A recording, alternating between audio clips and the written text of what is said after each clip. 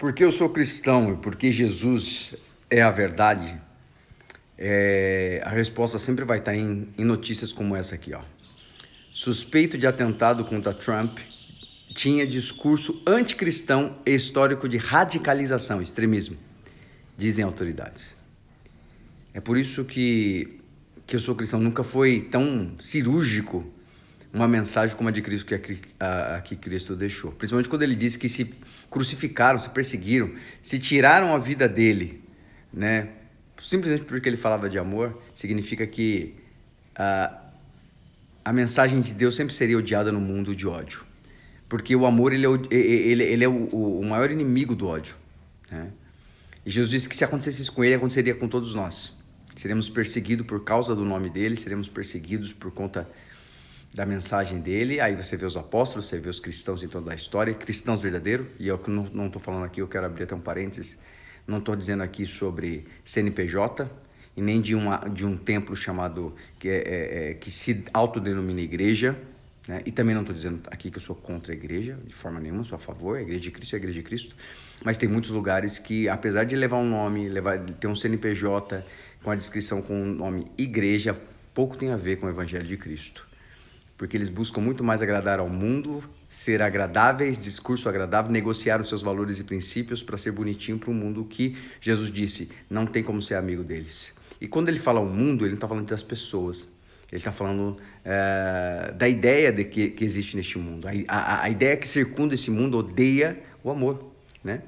Você vê um cara desse, né? E todos os extremistas, fundamentalistas, radicais no mundo são anticristãos. Você pode perceber. Você não encontra um cristão radical. Você nunca vai encontrar um cristão radical, um cristão extremista que odeia as pessoas, que quer matar pessoas, que, por exemplo, comete atentados como esse. Você nunca vai encontrar um cristão verdadeiramente numa situação dessa. Mas você vai encontrar muitos que fazem isso e o discurso deles sempre vai ser anticristão. Por quê? Porque não tem como você ser cristão e ser radical. Não tem como você ser cristão e pregar o ódio. Não tem como você ser cristão e não pregar outra coisa a não ser o amor. Respeito às pessoas, respeito às escolhas das pessoas. Você vai discordar sim, porque Cristo discordou do que os fariseus faziam, os religiosos da época. Cristo discordou do que o Império Romano fazia, né? Ele discordar é a liberdade. Nós temos princípios e valores que não devem ser negociados. Ainda que, por isso, morramos por isso. E isso quem expressou acima de qualquer coisa foi Jesus. Quando ele aceitou a todos, abraçou a todos, amou a todos. E não obrigou que ninguém estivesse seguindo ele. E por isso o radicalismo religioso sempre se despertou, um radicalismo anti-Deus, né? Se despertou porque não aceitavam o ódio.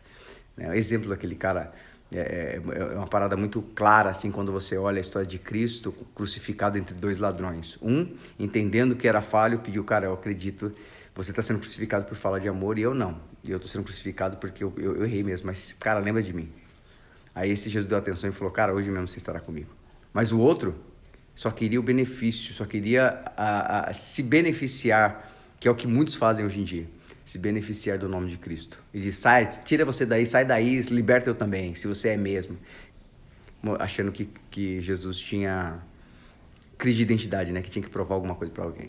O evangelho de Cristo nunca, não veio até nós para que a gente precise de autoafirmação, mas para que a gente expresse o amor no mundo cheio de ódio, né? Isso não tem a ver com Donald Trump somente, mas é algo para a gente refletir e me dá muito orgulho saber que o cara, que todo terrorista, que todo extremista, ele é anticristo, anticristãos, né? Por quê? Porque não teria espaço num discurso, numa pregação de amor, no discurso de amor que Jesus proclamou para nós, expressando com a própria vida. Não tem espaço para o ódio, não tem espaço para o desrespeito, não tem espaço para negociação de uma mensagem de amor por dinheiro, né?